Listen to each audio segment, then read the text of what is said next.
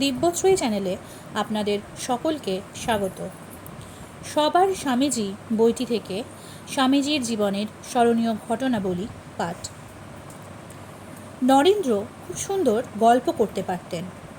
তার কথা এবং ব্যক্তিত্বের এমন আকর্ষণ ছিল যে তিনি গল্প আরম্ভ করলে সবাই সব কাজ ভুলে তার কথাই শুনত। স্কুলে ক্লাসের ফাঁকে একদিন তিনি গল্প করছেন। গল্প এত জমে গেছে যে শিক্ষক এসে পড়াতে শুরু করলেও সকলে পড়ার দিকে মন না দিয়ে তার কথাই শুনছে। কিছুক্ষণ পরে শিক্ষক ফিসফিস শব্দ শুনে ব্যাপারটা বুঝতে পারলেন। বিরক্ত হয়ে তিনি এক এক করে সবাইকে পরীক্ষা করলেন তিনি যা পড়াচ্ছিলেন তারা তা শুনছে কিনা। কেউ উত্তর দিতে পারল না। কিন্তু নরেন্দ্রের মন ছিল দুমুখো। গল্পের ফাঁকেও তিনি মনের একটা অংশ পড়ার দিকে রেখে দিতেন। তাই শিক্ষক যখন নরেন্দ্রনাথকে পড়া জিজ্ঞাসা করলেন, নরেন্দ্র নির্ভুল উত্তর দিলেন। শিক্ষক তখন জিজ্ঞাসা করলেন, এতক্ষণ কে কথা বলছিল? সকলে নরেন্দ্রকে দেখিয়ে দিল। শিক্ষকের তা বিশ্বাস হলো না। তিনি নরেন্দ্র ছাড়া আর সবাইকে দাঁড়িয়ে থাকতে বললেন।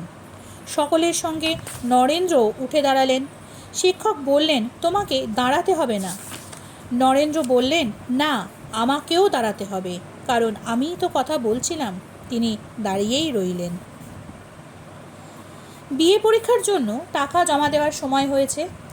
নরেন্দ্রর সহপাঠীরা সকলেই টাকা জমা দিয়েছে, কেবল হরিদাস ছাড়া। সে বড় গরিব, টাকা জোগাড় করতে পারেনি। শুধু পরীক্ষার ফি নয়, 1 বছরের বেতনও বাকি। হরিদাসের পক্ষে ফিয়ের টাকাটা কোনো মতে দেওয়া সম্ভব, কিন্তু 1 বছরের বেতন দেওয়া অসম্ভব। সব শুনে নরেন্দ্র এগিয়ে এলেন।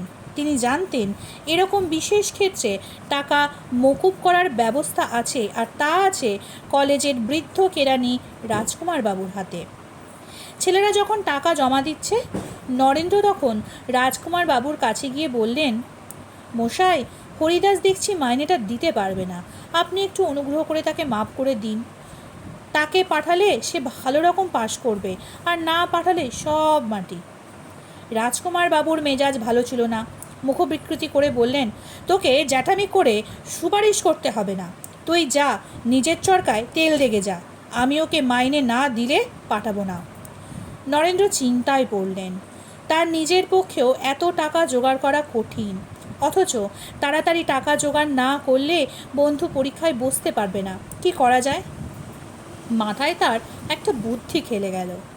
বাড়ি না ফিরে সেদিন সন্ধ্যায় তিনি হেদোর কাছে এক গুলির আড্ডার কাছে অন্ধকারে গা ঢাকা দিয়ে দাঁড়িয়ে রইলেন, আর গুলির দোকানের দিকে যারা আসছে তাদের ভালো করে লক্ষ্য করতে লাগলেন। হঠাৎ নরেন্দ্রনাথ অন্ধকার থেকে বেরিয়ে একজনের সামনে গিয়ে দাঁড়ালেন। রাজকুমার বাবু। নরেন্দ্রনাথ জানতেন রাজকুমারবাবু প্রতিদিন ওই গুলির আড্ডায় নেশা করতে আসেন। নরেন্দ্রনাথকে দেখে রাজকুমার বাবুর মুখ শুকিয়ে গেছে। সুযোগ বুঝে নরেন্দ্রনাথকে বললেন যে হরিদাসের মাইনেটা যদি মকুব না করেন তাহলে তিনি তার নেশার কথা কলেজময় ছড়িয়ে দেবেন। রাজকুমার বাবু তখন বিপদ বুঝে বললেন, বাবা, রাগ করিস কেন? তুই যা বলছিস তাই হবে। তুই যখন বলছিস আমি কি তা না করতে পারি? কার্যসিদ্ধি হয়েছে দেখে নরেন্দ্রনাথ ফিরে চললেন। তিনি চোখের আড়াল হতেই রাজকুমার বাবুও এদিক ওদিক দেখে গুলির আড্ডায় ঢুকে পড়লেন। পরদিন সকাল হতে না হতেই নরেন্দ্রনাথ হরিদাসের বাড়িতে গিয়ে বন্ধুকে ডেকে বললেন, ওরে, খুব ফুর্তি কর, তোর মাইনের টাকাটা আর দিতে হবে না। তারপর গত সন্ধ্যার ঘটনাটা আনুপূর্বিক বর্ণনা করে দুজনেই হাসিতে ফেটে পড়লেন। নমস্কার।